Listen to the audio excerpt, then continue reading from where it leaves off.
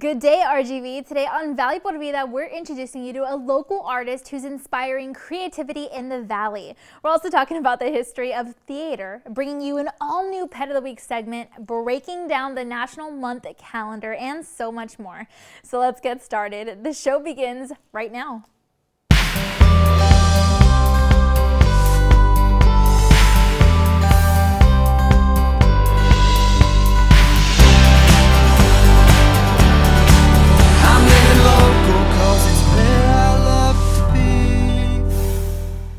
Hey there, and thanks again for joining us today. I'm your host, Danielle Banda, and we're really excited because today we're bringing you all that one local art studio has to offer for creatives in the Rio Grande Valley. It's a multi-service private studio that offers help with various different programs and forms of art making, and our team was lucky enough to be able to drop by their location for some insight into how we can use art to express our own passions. We do art classes, we do private lessons in drawing, in painting, in watercolors. That's mostly what we do. We also do woodwork. My husband does furniture.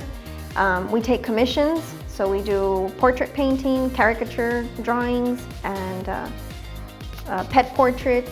So we do a little bit of everything. Well, it's a funny story because actually I always knew that I wanted to be an artist. In college, we saw this problem that once people graduated or students graduated from college, they didn't have access to the facilities, they didn't have access to, for example, like a press or a pottery wheel, and these were expensive items. So we decided to try and open an art incubator. So the idea behind the studio first began as an art incubator. And so the idea was to provide a space for local artists to be able to continue to make their work, having provided the facilities, having provided all of the furniture that needed to be used. And so we tried that out. It was a little bit hard because all of these things were very expensive. And so to kind of help us out to pay rent and to pay all of these things that we had bought, we started to do workshops and we started to take on commissions. And so little by little it started becoming into what it is now. My name is Rebecca Arguelles. You can call me Becky. I'm from B&E Art Studio, and you can find us downtown Brownsville. If you would like to visit us, you can send us a message through Facebook, Instagram, TikTok, or our webpage.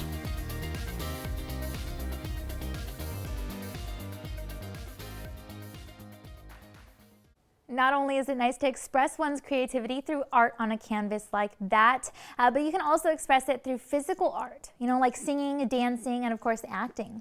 In fact, the Valley has a lot of talent who offer their artistic thespian skills for our entertainment. Whether it comes in the form of film, music, or theater, entertainment helps us ease our minds and just makes us feel happy. That's why our team decided to catch up with the team over at the Harlingen Community Theater. So go ahead and check out all that you can look forward to at their location. So much fun.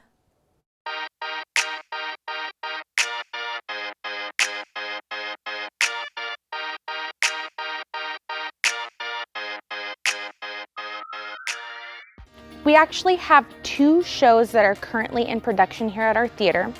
The first I'm going to talk about does not yet have a performance date set, but it is Rodgers and Hammerstein's The Sound of Music, which I will be directing, and I do have some of my lovely cast members here as well. We don't have a scheduled date for it because the show initially was supposed to be performed in January, but due to COVID and an increase of sickness in our cast, we decided to postpone for a later date, just for the safety and health and well-being of our cast and our community. But the show that we're currently putting on for this summer is called The Little Shop of Horrors. It's a very, very popular cult classic musical. This one is not necessarily super family friendly. We would say maybe preteen age and older. But it's definitely fun, it's very funny, and it has some really interesting scares.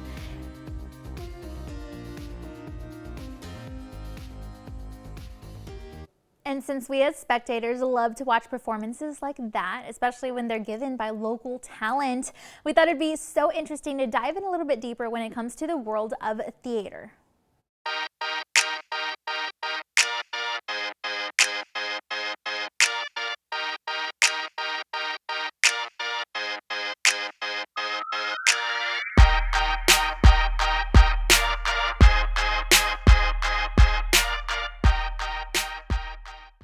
So according to what'sonstage.com, even though there are so many different theatrical performances in the history of art, it turns out that there's one play that's actually the most popular across the globe. The story of Les Miserables is cited to be the most famous theater play out there, probably because it's been translated and interpreted in 21 different languages. The site also says that a lot of research throughout the years has shown that it's one of the performances that always sells the most tickets.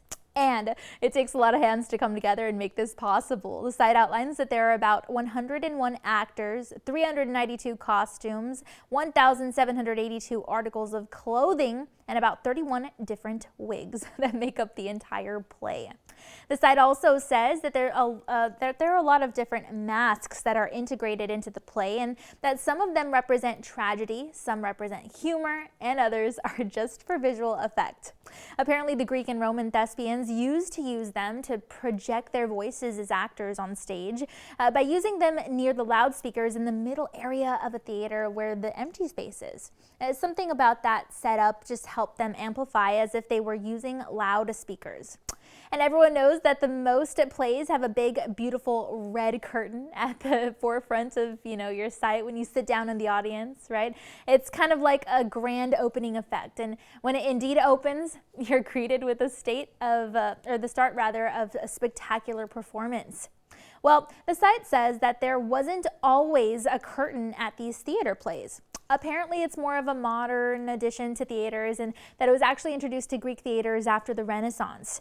The site says that using a curtain was one way thespians were able to make sure audience members were not distracted by set changes or by looking over to the site at other actors who were getting ready to get, back onto the stage. This is very interesting. And this one's pretty interesting too. Apparently the site outlines that many ghosts spook old theaters, and that in ancient times theater personnel used to close out the entire theater for a day to let the spirits enjoy the shows in their own space. It outlines that the Palace Theater on Broadway, for example, even takes those notions a step further, and that they actually leave 2 designated seats empty at all times just in case any ghostly beings want to sit there and watch too. It's just one that the many thespian tales, have gone down in theater history. And New York City apparently holds the world record for having the most number of seats in live theater venues, which kind of makes sense because they're basically home to the best of the best Broadway shows. The site says that there are certain rules for attending many theater plays, though. So that includes a rule to not whistle. It outlines that whistling is one of the very worst things that an audience member can do, since it's a rude way of communicating and could interrupt the performance. Especially since in the past, ancient thespians used to use whistling as an official way of signaling each other. Apparently the directors used to do it to get the attention of the technical personnel whenever they were regarding the next steps in the production. And in ancient Greece, dogs were strictly prohibited from plays. They, like whistling, caused too much of a distraction and therefore were not allowed into the area with any spectators, which is good because it shows respect for the show, but also bad because wouldn't it be kind of cool to bring your pet with you, to a live play like that? If you didn't, or maybe you don't have a pet though, or maybe you're looking to add a new furry friend into your family, then today might be your lucky day. Our team had the chance to check out a local animal shelter to introduce you to an animal who's in need of a forever home. So here's today's Pet of the Week segment brought to you by Best Friends Animal Society.